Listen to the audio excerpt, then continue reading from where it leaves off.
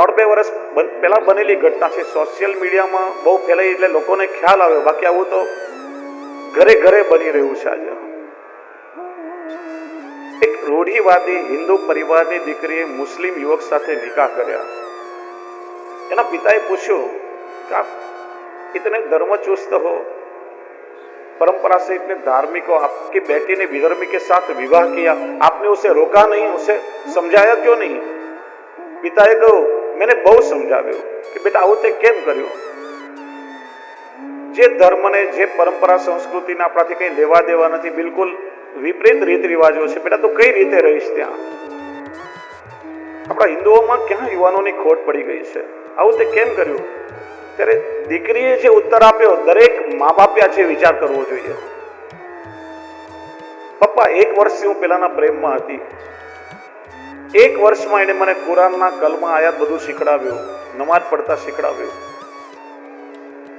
પપ્પા હું કોલેજથી ઘરમાં આવતી ને, તમે ને મમ્મી હંમેશા ઝઘડો કરતા રહેતા. મને ઘરમાં ક્યારે મીઠો આવકાર મળ્યો નથી. મનમાં કેટલાય પ્રશ્નો મૂંઝવતા હતા. ક્યારે તમે મને પાસે બેસાડીને કોઈ મારા પ્રશ્નનું સમાધાન કર્યું નથી. પેલાના ઘરે ગઈ ત્યાં મને આવકાર મળ્યો, ઘણી વસ્તુઓ મને સમજવા મળી, મારું મન બદલાયું અને સમજી વિચારીને ધર્માંતરણ કરીને મેરી સાથે નિકાહ કર્યા. પણ એક વાતનો જવાબ દો કે 25 વર્ષમાં તમે મને શું શીખડાવ્યો કે જેનાથી હિન્દુ ધર્મ પ્રત્યે મને લાગણી કે ભાવના થાય, કે મને ધર્મ સાથે જોડાવાનું મન થાય? પિતા નતમસ્તક થાય. વાત પણ સાચી છે કે 20-25 વર્ષમાં આપણે આપણા બાળકોને કયા એવા સંસ્કાર આપ્યા કે જેનાથી એને ધર્મ સાથે જોડાવાનું મન થાય કે ગૌરવનો અનુભવ કરે? ઉલટું બાળકો નજીક આવતા હોય આપણે એના ટાંટિયા ખેંચીને દૂર કરી દઈએ. ગુરુ જ્ઞાન આપે, જ્ઞાન પુસ્તકમાંથી પણ મળે. આજ ગૂગલમાં તમને દરેક ક્વેશ્ચનના આન્સર મળી જાય. પણ એક વસ્તુ યાદ રાખો, સંસ્કાર હંમેશા પોતાના ઘરમાંથી જ મળે છે. સંસ્કાર ક્યારે પણ બહારથી નહીં આવે. ઘરનું વાતાવરણ આજે બગડ્યું છે. ઘેર ઘેર પેલા વૈષ્ણવને ત્યાં સેવા બિરાજતી, ઘેર ઘેર નિત્ય સત્સંગ થતો. વૈષ્ણવના ઘરમાં ગ્રંથાલયો હતા. આજે ગ્રંથોનું સ્થાન પસ્તીમાં ચાલ્યું ગયું. ઠાકોરજી પધાર્યા ગ્વાલ મંડલીમાં, ઘરમાં TV set, sofa set, tea set, ડાયમંડના સેટ વસાવ્યા, પણ આપણી લાઈફ અપસેટ થઈ ગઈ. આજે એની આવશ્યકતા છે. ચંદ્ર સુધીનું અંતર આપણે કાપી લીધું, પણ એકબીજાના અંતરથી અંતર બહુ છેટા થઈ ગયા છે. હું કહું છું, તમારો અનુભવ હશે કે એક ઘરમાં 5 પરિવારના સભ્યો બેઠા હશે, 5 પોતાના મોબાઈલમાં બિઝી હશે. એકબીજા સાથે વાત કરવાનો આજે ટાઈમ નથી આપણને. આજથી 30 વર્ષ પહેલા હાલોલના બસ સ્ટેશન પર તમે જાઓ, કોઈ ગોધરાથી આવ્યો હોય, કોઈ બરોડાથી આવ્યો હોય, કોઈ અમદાવાદથી આવ્યો હોય, કોઈ સુરતથી આવ્યો હોય, લોકો એકબીજાને પૂછે ક્યાં રહો છો, શું કરો છો, પરિચય કેળવે, મારા ઘરે ચોક્કસ આવજો, એકબીજાનું આતિથ્ય કરે. આજે તમે બસ ડેપો પર જાઓ, રેલવે સ્ટેશન પર જાઓ, એરપોર્ટ પર જાઓ, 20-25 જણા લાઈનમાં લેપટોપ કે મોબાઈલમાં બિઝી હશે. બાજુમાં કોણ બેઠું એ ખબર નથી હોતી. અંતરનું ડિસ્ટન્સ બહુ વધી ગયું છે. વધારે નહીં, એક અડધો કલાક, ફક્ત અડધો કલાક TV, internet, social media, mobile બધું બંધ કરી ઘરના દાદા દાદી, પપ્પા મમ્મી, યંગસ્ટર્સ, બાળકો સાથે બેસો. બને તો એક અધ્યાય નહીં તો 2-4 શ્લોક ભગવદ્ ગીતાના અર્થ સાથે વાંચો. ભાગવતજીના શ્લોકો વાંચો. રામાયણના ચરિત્ર બાળકોને સમજાવો. આપણો આદર્શ જીવન ગ્રંથ છે. ચારિત્રનું ઘડતર થશે. 84-252 વૈષ્ણવની વાર્તાના પ્રસંગો બાળકોને સમજાવો. સ્ટોરીના રૂપમાં ભલે કહો.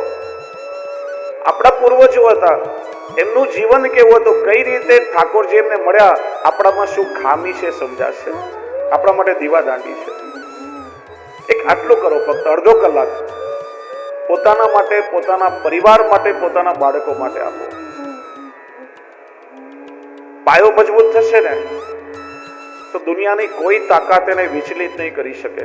અને પાયો કાચો હશે ને તો ઇમારત ક્યારે પડી જશે ખબર નહીં પડે.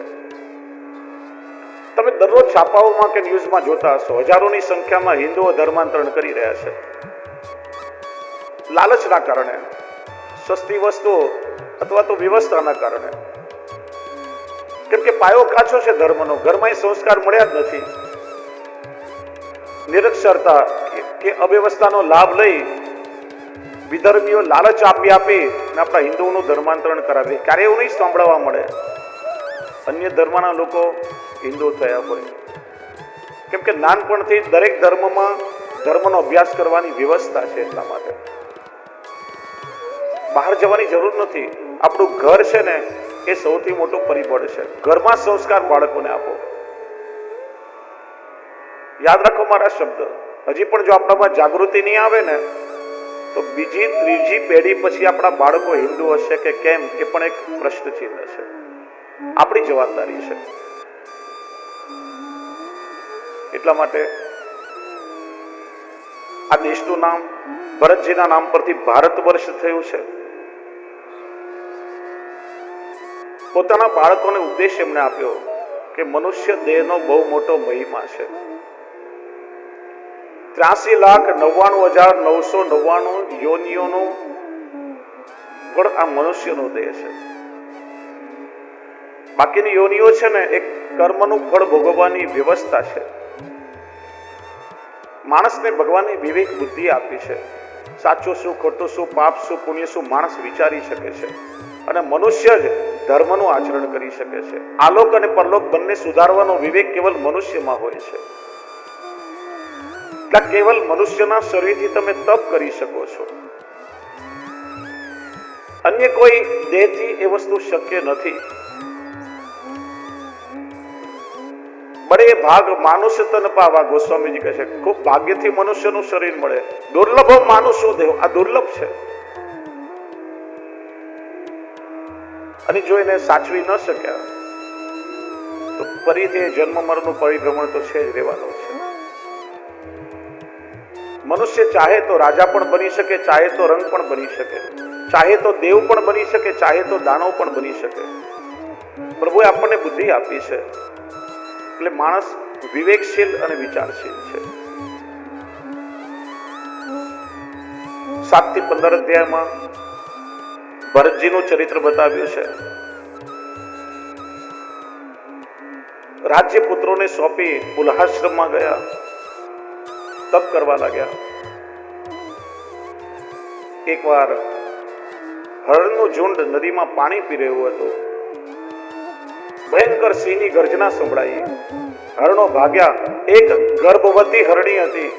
ભયભીત થઈ નદી પર છલાંગ લગાવી. ભયના કારણે બાળકનો સ્રાવ થઈ ગયો. જમીન પર પડીને પેલી હરણી મૃત્યુ પામી. ભરતજી સ્નાન કરી રહ્યા હતા અને હરણનું બાળક તણાતું તણાતું આવ્યું એમની પાસે. જો અરે એની માં ક્યાં છે? માં વગરનું આ બાળક. બચાવીને પોતાની સાથે લઈ આવ્યા. દયા કરી. જો દયા કરવી એ સારી વસ્તુ છે. દયા મનુષ્યનો ધર્મ છે. પણ દયા કરતા કરતા મોહ ન થઈ જાય ને એની પણ સાવધાની રાખવી જોઈએ.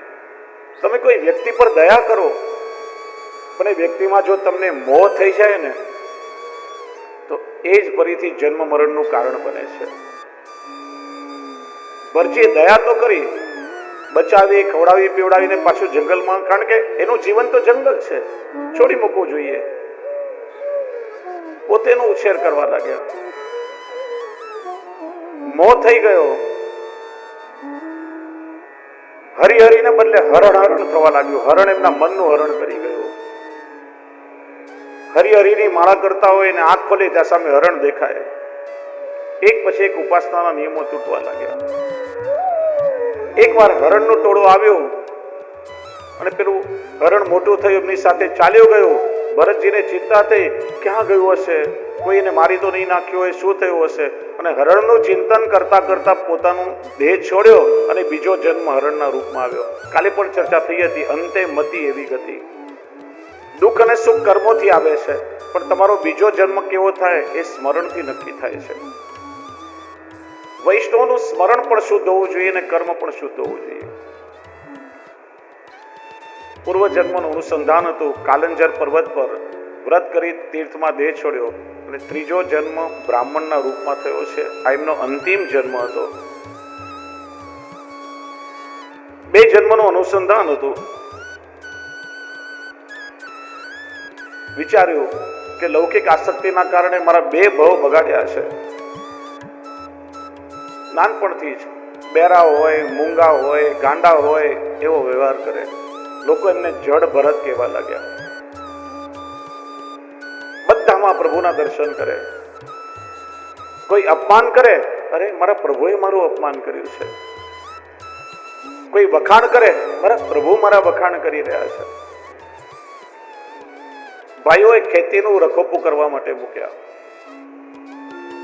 પક્ષીઓને ઉડાડવાને બદલે ઓર પક્ષીઓને બોલાવવા લાગ્યા. રામ કી ચિડિયા રામ કા ખેત, ખાલો ચિડિયા ભરભર પેટ.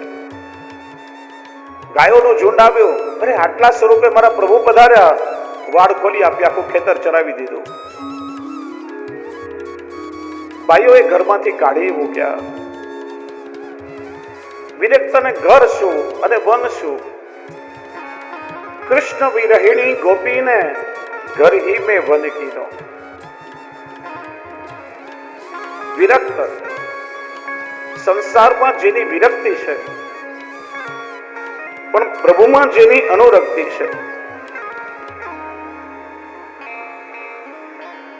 ગોસ્વામીજી માનસમાં કહે છે, એક મૃગ કે કારણે ભરત ધરી મૃગ દેહ, અરે તુલસી વાકી કહા ગતિ, જો સબસો કરત સ્નેહ. ખાલી એક હરણમાં મોહ રાખવાના કારણે ભરતજીને હરણનો જન્મ મળ્યો.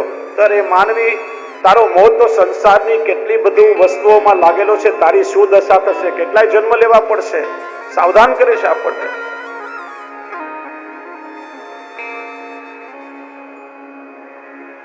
આસક્તિના કારણે ભરતજીની આ દશા થઈ, પણ પ્રભુની કૃપા થઈ છે. એક અવધૂતની સ્થિતિ એમને મળી છે.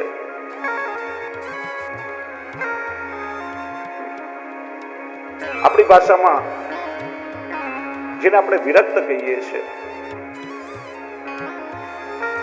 અથવા જેને ફકીર કહેવામાં આવે, ફિકર કી ફાંકી કરે ઉસકા નામ ફકીર.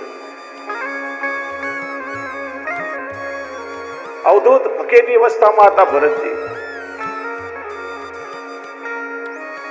બધામાં પ્રભુના દર્શન કરે. અને કબીરજીએ બહુ સરસ કહ્યું છે, कृष्ण भजन में जो सुख पायो वो सुख नाही अमीरी में, मन लाग्यो मेरो यार फकीरी में.